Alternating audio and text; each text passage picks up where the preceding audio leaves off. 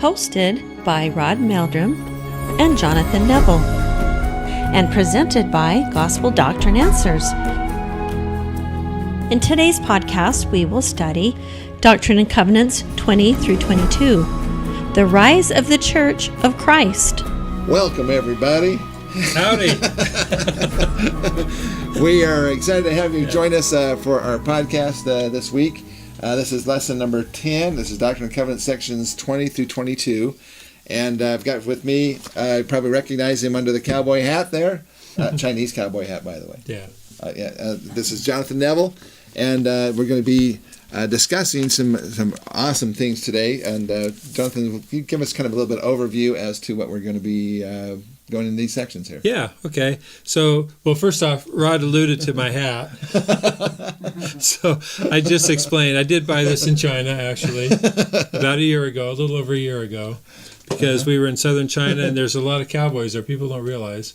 But up in the mountains. Chinese cowboys. Chinese cowboys, and they wear cowboy hats and ride horses and stuff. So I like their hats so much. Me and some of my colleagues got these hats, and you'll see why I'm wearing it here today in a minute. But there's a purpose. And it's comfortable. There's a purpose for all things, right? Right. Okay, yeah. So there we go. Better than a golf hat. Yeah, that's right. Okay, so this lesson covers D&C 20 through 22, and we thought we'd just kind of do the outline of section 20 briefly to orient us.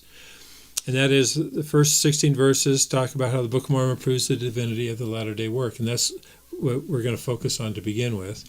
Mm-hmm. And then the next verses talk about the doctrine of creation, the fall, atonement, and baptism that Rod wants to talk about a little bit. Mm-hmm. And then the laws governing repentance, justification, sanctification, and so on, the duties of elders, priests, teachers. We're not going to cover too much of the administrative information in D&C 20. The sacramental prayers, of course, are here at the end of section 20.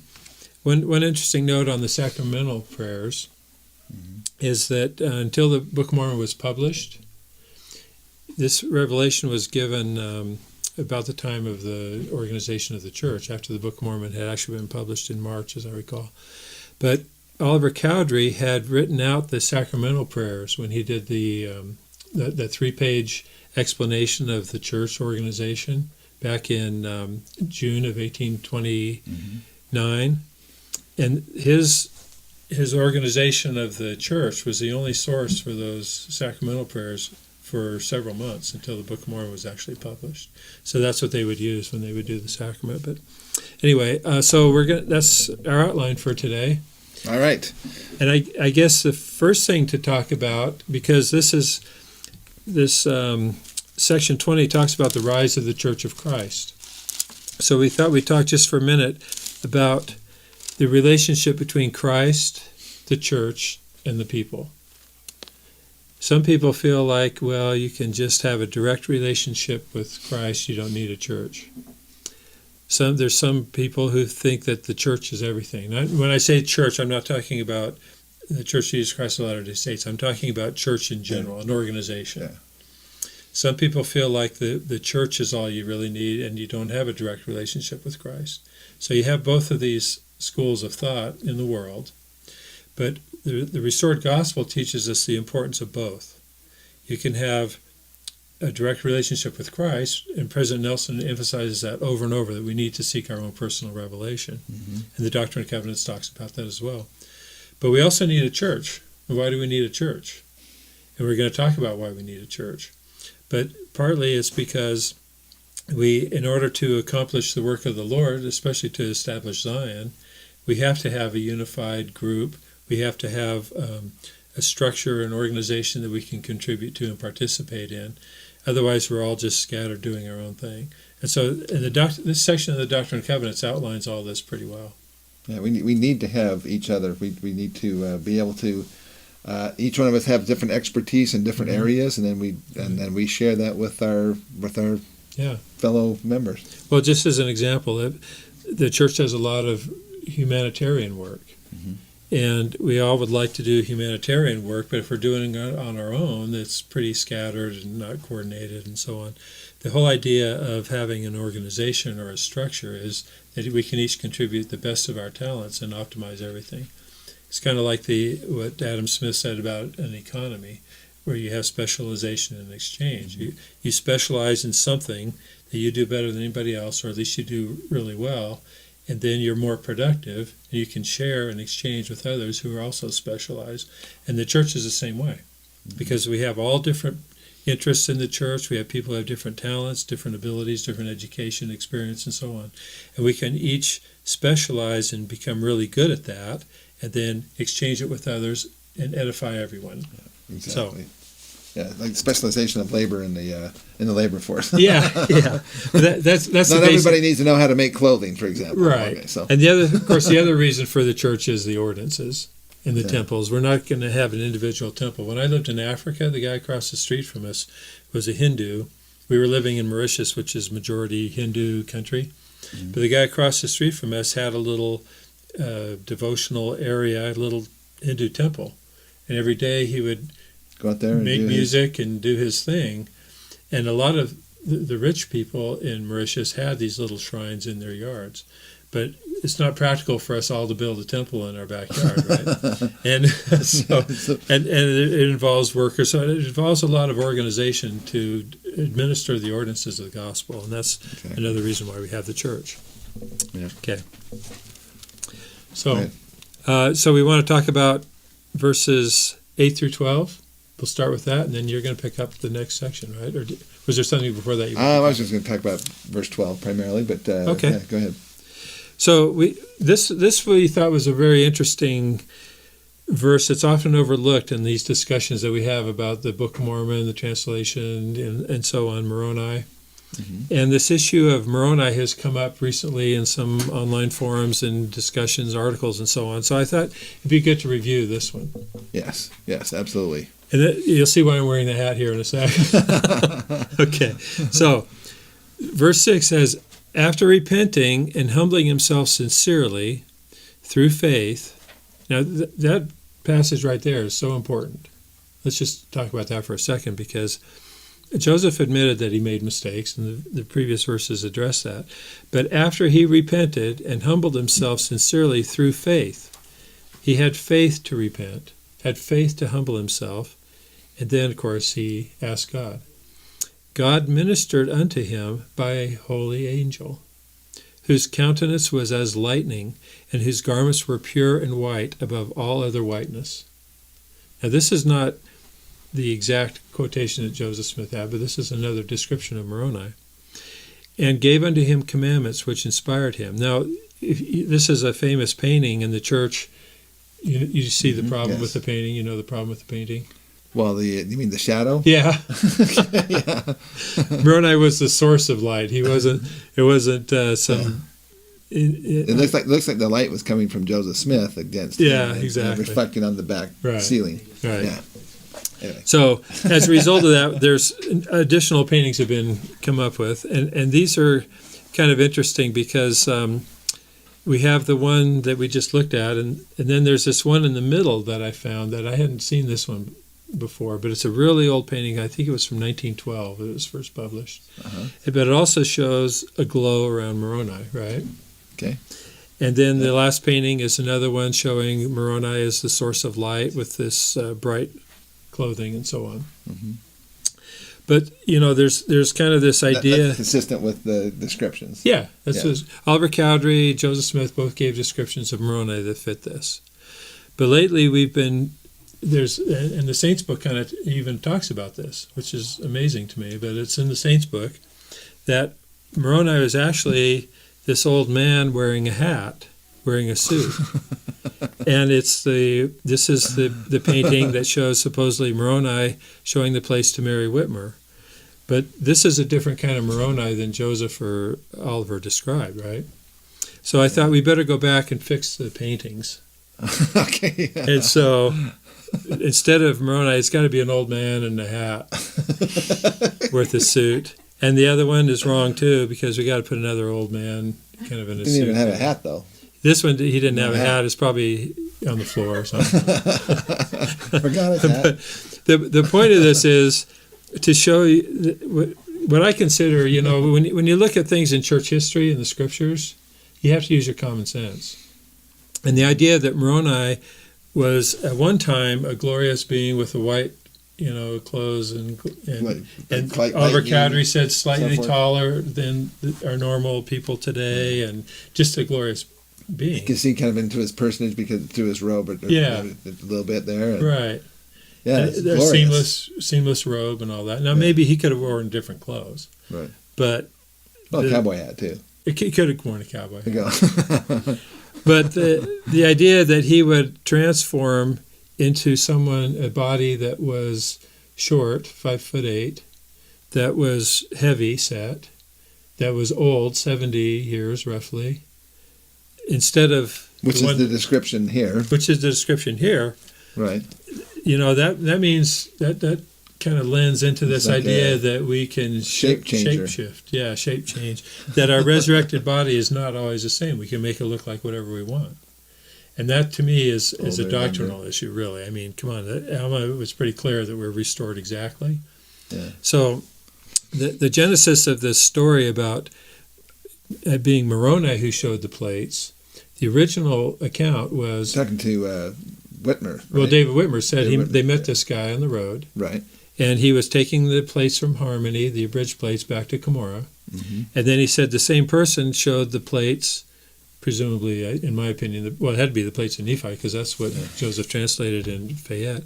But the same person showed the plates to Mary Whitmer. Mm-hmm. And she said that he identified himself as brother Nephi. But her grandson, when he wrote about this, said, well, she had to be wrong because it was Moroni who had the keys of the Book of Mormon, so it had to be Moroni, not Nephi. Oh, so she said it was Nephi, but then her grandson said it was Moroni. Else. Okay. And then David Whitmer said, when he gave an account to Joseph F. Smith and to Edward Stevenson, and David Whitmer said he turned to Joseph and asked about it, and Joseph said he was one of the Nephites who had the plates. Now, the interesting thing about all this is that David Whitmer was convinced, because of what Joseph said, that it was a Nephi. Now, remember, David Whitmer never heard of Cumorah. This was the first time he'd ever heard the word Cumorah, was when they met this messenger taking the plates to Cumorah. But shortly after this, David Whitmer met Moroni as one of the three witnesses. And he in one of his accounts, he said, Moroni addressed me directly as David. So he had a conversation with him. And he knew exactly what Moroni looked like. But the dude, I'd be a little informal, the dude, the Nephite who showed the place to Mary was not Moroni. And David knew because he'd met both of them personally. I mean, there's nothing. Now, what happened is, because of the grandson, there's a history of the church, kind of I don't remember who did it, but it was a composition of church history over time. Mm-hmm. And in there it said Moroni, because of the grandson's account. And so that became kind of the lore in the church. And there's even, people cite what they say is Joseph F. Smith said it was Moroni, which doesn't make sense, because Joseph F. Smith was the one who first met, or who interviewed David Whitmer about all this. But there's a typewritten manuscript of minutes of a meeting that are unattributed, but it says in there it was Moroni. And someone said, well, that had to be Joseph F. Smith that taught that.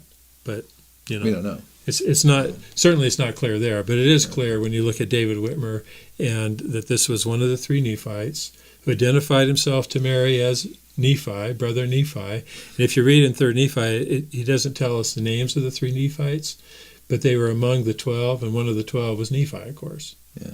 And so we infer. The other thing that's interesting, kind of cool, I think, is that if you remember, the disciples who remained behind were going chose to remain. Well, there are three that stayed behind, and the other 9 did not. Right. And at what age would they leave the earth? Do you remember? Age of a tree or something like that? Age 70. Okay. So I kind of think, well, it makes sense that the three Nephites, when they reached age 70, would have been transformed to be, and that's about the age of this guy. So those who remain behind, do they just keep getting older and older? Well, no, they would always stay the same, but they would stay about age 70. Yeah. So, and there's tons of lore about the three Nephites. We don't have to get into this. Right. But in this case, it seems to me obvious that Joseph said he was one of the Nephites. He identified himself as Nephi. David Whitmer met this guy face to face and talked to him. He met Moroni face to face and talked to him, and he said they were two different people. Mm-hmm. So, I think it's too bad this story has been perpetuated, and hopefully, once people take a look at it.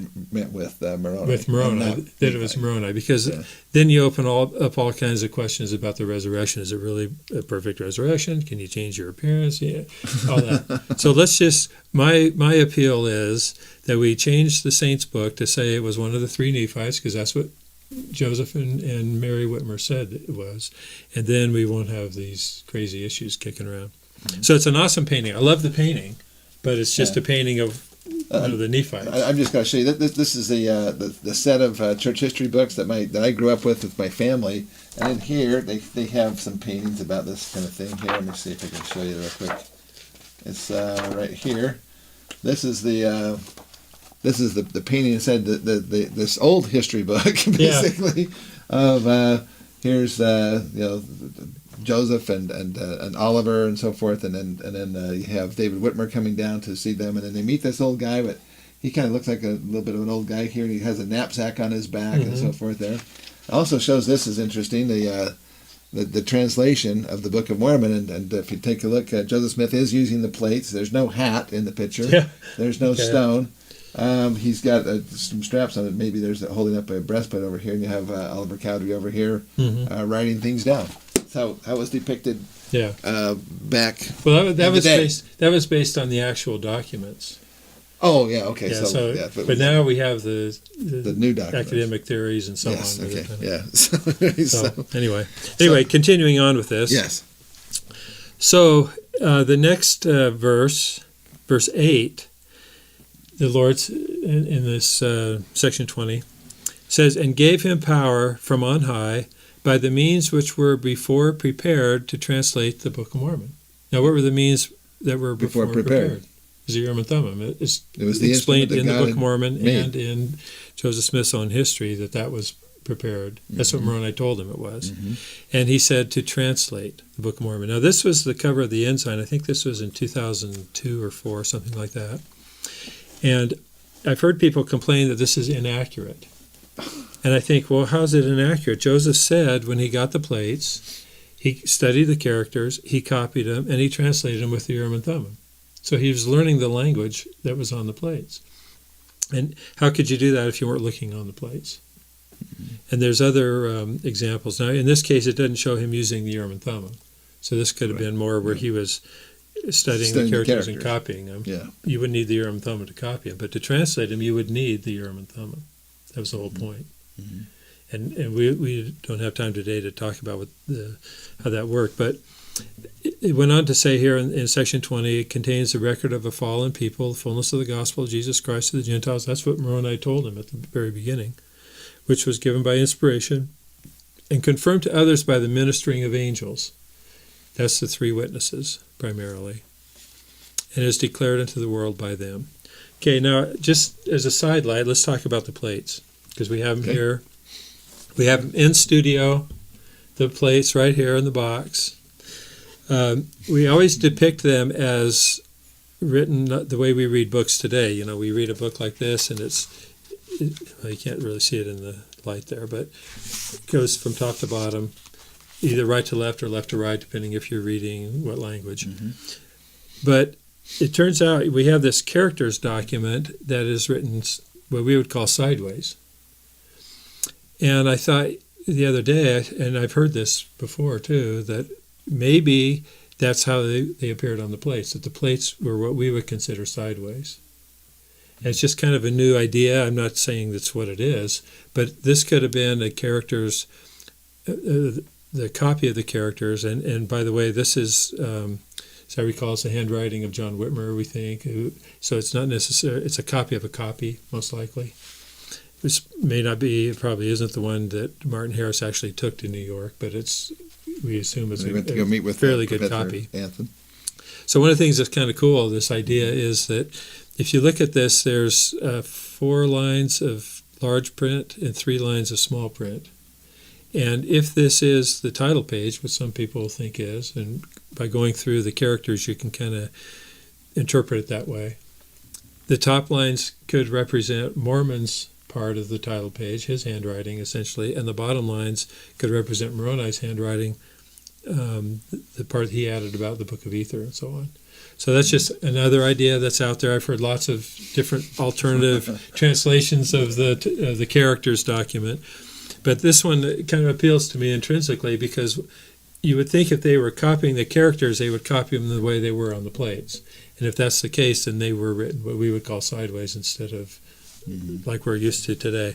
This is one example of a real insightful translation of the characters that we don't have time to go through, but I just wanted to show you that. Then section 20 goes on to say in verse 11 and 12, proving to the world, in other words, the Book of Mormon was proving to the world that the Holy Scriptures are true. What are the Holy Scriptures? It's the Bible, right? Mm-hmm.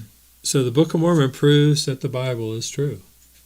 Therefore, every Christian should embrace the Book of Mormon for that reason alone, just because it proves the Bible is true. Verifying it. And that God does inspire men and call them to his holy work in this age and generation as well as in generations of old. So that shows that he is the same yesterday, today, and forever. So it's a phenomenal introduction to the organization of the church because, of course, the Book of Mormon is the keystone of our religion.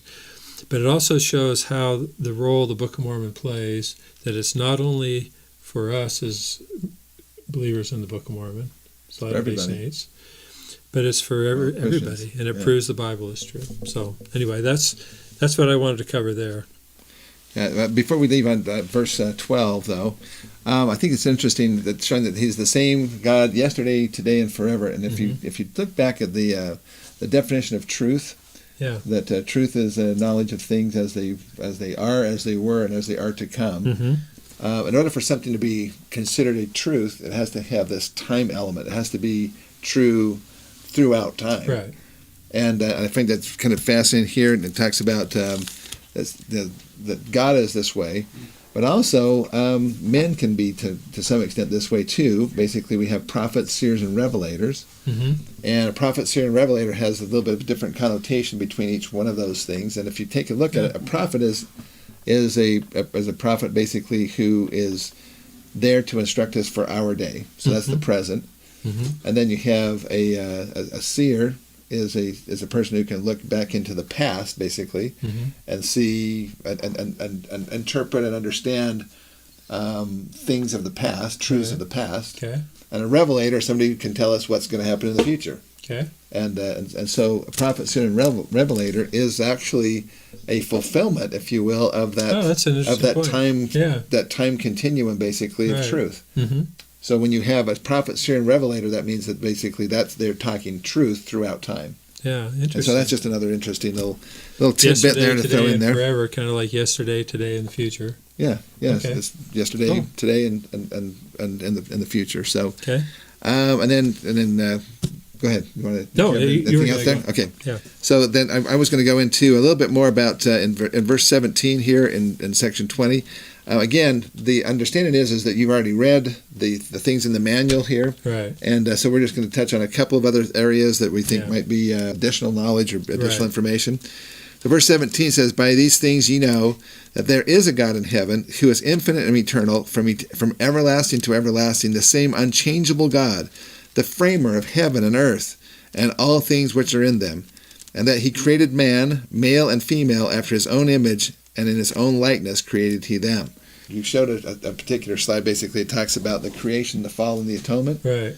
And I had President Nelson actually had some interesting things to say about that. About the creation, the fall, and the atonement are the three pillars upon which the whole gospel rests. Right. And yet there are those who would attack some of those, specifically the creation. Yeah. And I think it's fairly clear here that he says that he created man, male and female, after his own image and in his own likeness created he them. And I think to some extent, there are those who would try to claim that that's really not the case. But in fact, men and women and humans evolved up through other different things, and that they weren't just put here as man and woman, Mm-hmm. and so forth. So that's just another interesting thing. If we really believe the scriptures Yeah, it's in are there. to be, it's And later, what it says. Later on in the year, we'll read more about that. Yeah, yeah, exactly. Future sections of the Yeah, document. exactly. This So, gets back to what we talked about when we talked about section 18, where the Lord told Oliver Cowdery to rely on what's written. exactly. Right? Okay. Yep, exactly. Yeah, So, cool. so if we're going to rely on what's written, then that's really important. Yep. Now, obviously, we have the baptismal prayers. We have the sacrament prayers here. The duties of priests and teachers and elders and so forth are all in there. And we're not going to go through all of that. Is there anything else you wanted to go through in section 20? Not in section 20. Okay, let's go on and move on to section 21. Okay. And go ahead with what you'd like to start. Yeah, I just want to make a couple of comments on section 21 because it's a small section. It's pretty easy to read. But starting in verse 7 here, I'll just read it and then we can discuss it a little bit. Verse 7 says, "For thus saith the Lord God, him have I inspired." Now, who are they talking about? Joseph Smith in this case. Mm-hmm. "Him have I inspired to move the cause of Zion in mighty power for good. And his diligence I know, and his prayers I have heard." Now that phrase, the cause of Zion, is another one that I talk about. The origins of where that phrase comes from. What that it comes from means Jonathan Edwards as well? Well, and other people too, but it's Okay. it's a real interesting history. I think I've written about it in my blog a little bit. Okay. So the people here probably know I have a blog that kind of goes along with this. It's just come follow me, 2021.org. Okay. And there I can put more references and documents and stuff. So I talked about that there. You bet. But anyway, this is very interesting to me because the Lord inspired Joseph to move the cause of Zion in mighty power for good. Now, what is the cause of Zion? It's partly the idea of the church, I guess you could say, but it's also this idea of establishing Zion on earth, really. Yeah. What is the purpose of Zion? Yeah, well, what is the purpose of your idea? Well, basically, they talk about it being one heart and one mind. Right. And everybody's basically focused on Christ, and Zion will be an amazing place. That we do that. There's a physical Zion, and then there's also kind of the esoteric Zion. Yeah. And that's actually talked about. There's a physical city of Zion as well, but having Zion in your heart basically means that you love your neighbor as yourself, and those kind of commandments. Yeah, what I see the cause of Zion is the type of society that everybody in the world is looking for. Mm-hmm. Doesn't matter if you're Buddhist, Hindu, you don't believe in God, you're Catholic, you're LDS, you're Community of Christ, or you're anything you can think of. And serve your fellow man. Everybody seeks a society that's just, fair, equitable, where everybody can achieve their potential and pursue happiness and so on. And so, but the problem is everybody's looking for that, but no one knows where to find it. That's kind of paraphrasing, but it's really true. And so it really doesn't matter what your upbringing is, what your culture is. You inherently have this desire for a Zion society. You don't even know what the word is, and you certainly don't know where to find it, but everybody seeks for that. And that's what I see as the cause of Zion.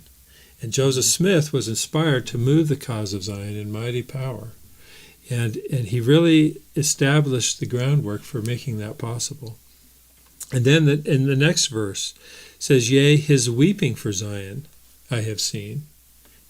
Joseph sought it so bad he would weep for it. "And I will cause that he shall mourn for her no longer, for his days of rejoicing are come unto the remission of his sins and the manifestations of my blessings upon his works." One real powerful example of this was when Joseph Smith baptized his father. Because, the Smiths, at least his father and Joseph, had never been baptized.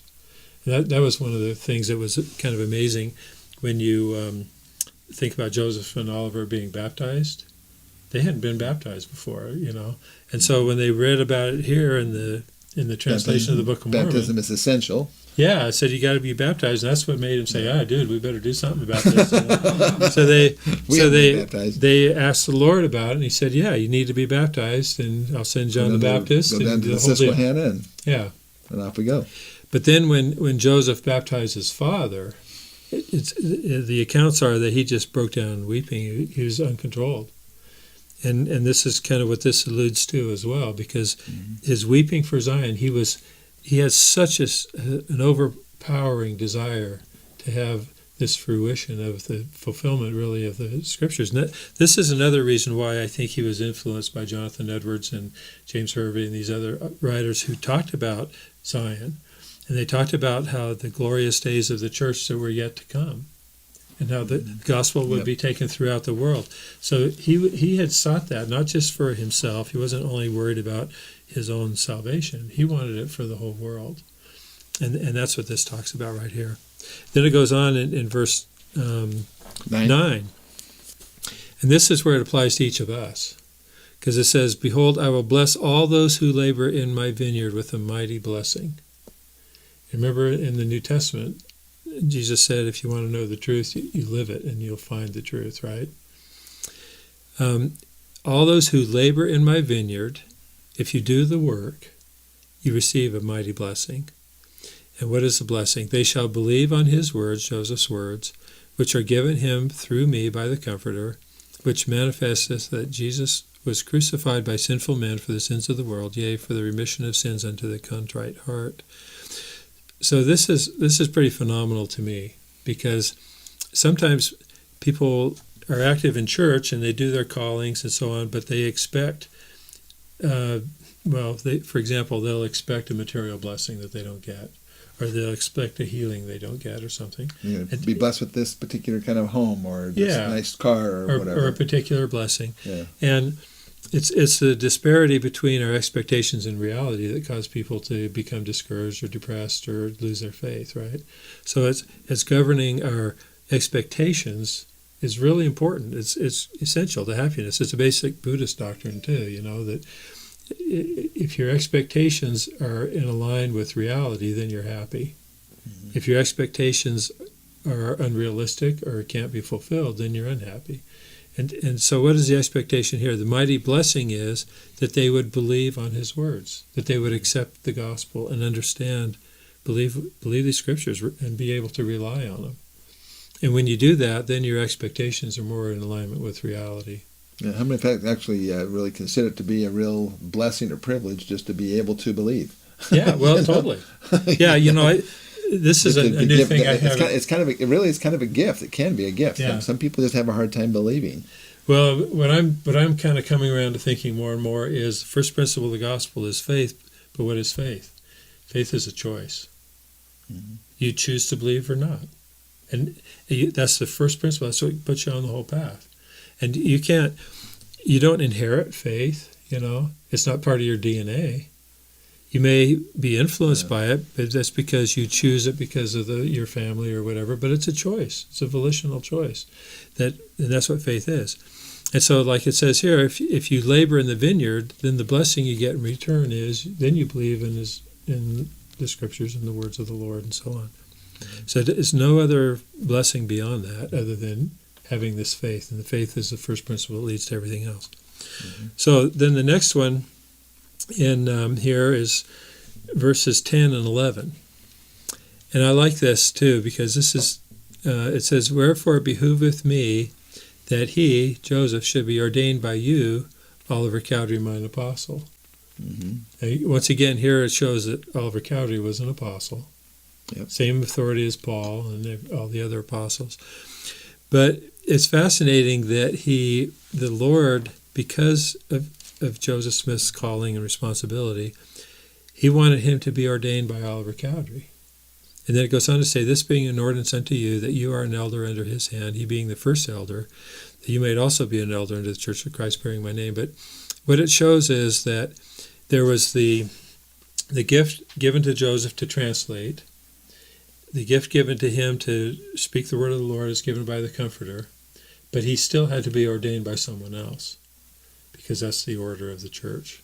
And I love that because it shows there's an element of humility involved with Joseph Smith. He never went around saying, hey, I'm so cool, I didn't have to even be ordained by anybody else. He had to submit himself to be ordained by Oliver Cowdery, which is awesome. So, every verse in these scriptures we could talk about to this level, but I think it's important to show this, because when we study the scriptures individually, as a family, as Sunday school, as a group, I remember I used to be a Sunday school teacher, and I went in class one day and I said, okay, we're going to spend a whole hour talking about one verse. Everybody's like, what? No.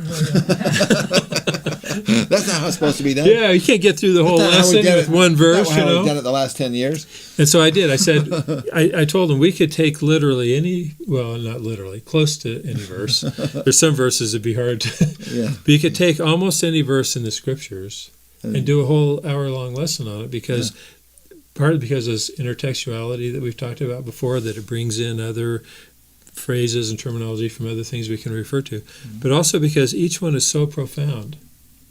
And when we can just read them as a novel or something, or as a quote book, and not appreciate it. But hopefully by looking at these verses in a little bit of detail, we can get an appreciation for how rich these scriptures are, and how much is really in here. Yeah, I mean, how many times have we listened to general conferences and so forth where we have one of our brethren basically just really talks about one passage in one scripture, right, and then kind of expounds on that and helps us to understand more in depth what that's really meaning, and it's just beautiful. And that's what we're trying to accomplish.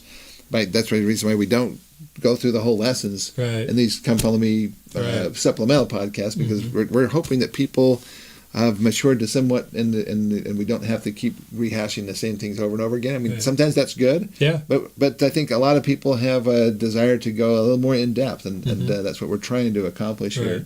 Is if we aren't giving you more depth, basically, to some extent, then hopefully we're challenging you to go out and find some more out and study more. Because sometimes you just need to have a little bit of a reason to go out and do that. And for us, when we do this kind of a full-time situation, we're trying to find some of these different answers to these questions. There's nothing that drives the human will more than a good question. Right. That's right. So if you come up with a good question and do that, I wanted to go back for just a second. Okay. Yeah. If great. we can. Sure. Just into to this same. This is again section 21, verse 4. Wherefore, meaning the church, thou meaning the church, shall give heed unto all his words. Who's the his here? It's Joseph Smith, right? And commandments which he shall give unto you as he receiveth them, walking in all holiness before me. For his word, again, I think he's still talking about Joseph Smith here, ye shall receive as if from mine own mouth, in all patience and faith. Yep. And I just find that fascinating, brothers and sisters, because of Joseph Smith's position as the head of this dispensation, and because of his the work that he's accomplished and the things that he actually did in his life that merit this. Basically, here's the Lord saying, members of the church, listen up. Yeah. Well, and I like what the last phrase there, patience and faith. Yes. Because patience. What does patience mean when you're listening to the prophets? Well, sometimes you don't want to, hear it, or they're not saying what you want them to say. Well, and also in the case of Joseph Smith, he's fallible like everybody else. Oliver Cowdery wrote an entire essay about how the prophets are not. This is letter number 2 in the we've talked about. But he wrote an entire letter explaining how the prophets aren't perfect people, and they never were. Isaiah wasn't perfect. They're still working out their salvation like everyone else. So we have to be patient with them and their mistakes, patient with them. The Lord has to be patient with us, because we should have established Zion a long time ago, right? And we're still hardly even talking about it today or focusing on it. Instead, we get in off sidetracks and stuff. So we have to be patient with our leaders, our local leaders, as well as our and also with ourselves. And with ourselves, to a large extent as well. And that's a key part of listening to what they say, but being patient with their faults and mistakes. Yeah. So And it says, and also in faith. In faith, yeah. So even though we may see our leaders may not be perfect, and they may make mistakes occasionally and that kind of thing, but as long as we have faith in them and patience that the Lord will see it through, then I think we're going to be just fine. Well, another part of patience is having faith that the promises the Lord has given us through the prophets will come to pass. Yeah. Because, like we talked about earlier today, sometimes we expect immediate answers. We expect answers in the way we want them. Our expectations are different than reality. And patience is a way for us to align ourselves with the Lord's will and the reality that we face in our lives. But it's just cool to know that we have the gospel to guide us, to really inform us how to live our lives in a way that we can realize our full potential and what we really seek. Yeah. Well, basically, one of the things I wanted to bring out is just that since we know that Joseph Smith holds this important position in the history of the world, really, but also specifically in the history of the church, that listening to his words and not changing them, not trying to twist them or to wrest them, as the scriptures say, redefine them, but to do like Oliver Cowdery, or excuse me, what Martin Harris was said to do with to take these scriptures into your own heart, to really utilize the scriptures. And I just love it when he says, "For his word shall ye receive as if from mine own mouth." Yeah. Now we kind of say that as well with other prophets. When they speak, it's the word of the Lord kind of thing. But Joseph Smith kind of put out more of this than anybody else, and it pains me when we see people changing the words that Joseph Smith received in these revelations, which is basically what he's saying here. Yeah. And we're going to get into that in a couple of weeks from now when we talk about the sections 28 and 30 and 32 about the missions to the Lamanites, which was the Lord's term used over and over and over again in all of these different revelations. Yeah. And yet now we have administrators who basically, and church historians basically, who want to change those words of the Lord and claim that it's just Joseph's words. Yeah, I know. Yeah, we'll cover that in the next couple of weeks. So anyway, so this is the organization of the church in section 20. Is phenomenal. There's nothing like it anywhere in the world, where the Lord explains why the church should be formed, which a lot had to do with establishing Zion. The different offices and how they relate and how they work together. Different functions of each office. And the ordinance of the sacrament prayers and the baptismal terminology. So it's an important section, and as well as 21 and 22. And I think we've covered it well enough for now, unless you have anything else to add.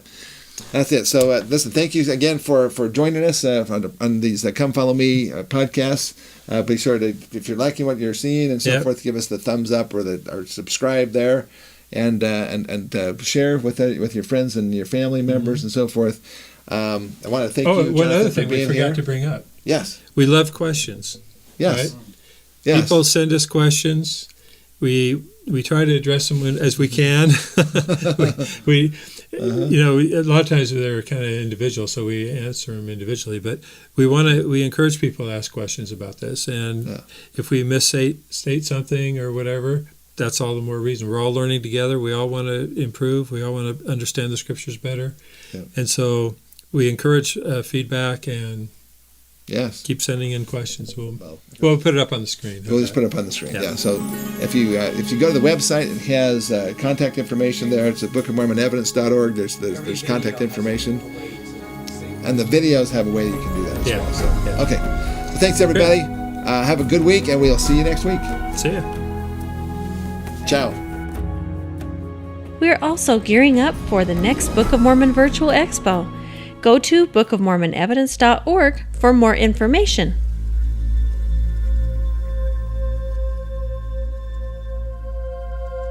The days ahead are sobering and challenging, and will demand the faith, prayers, and loyalty of every American.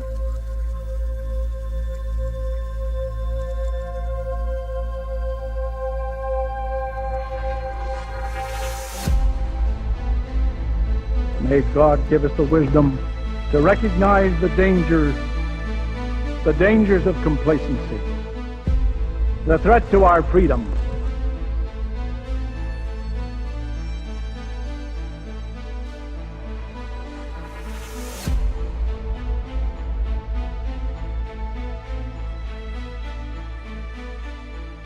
And the strength to meet this danger courageously.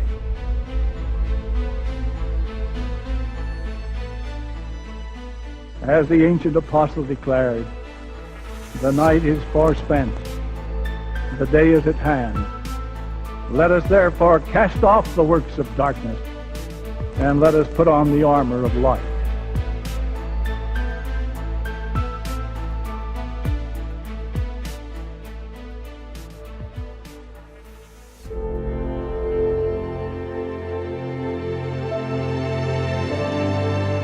Our challenge is to keep America strong and free. Strong socially. Strong economically. And above all, strong spiritually. If our way of life is to endure. There is no other way. With over 700 videos that are inspiring, you can fortify your family and friends by putting on the armor of light at bookofmormonevidencestreaming.com.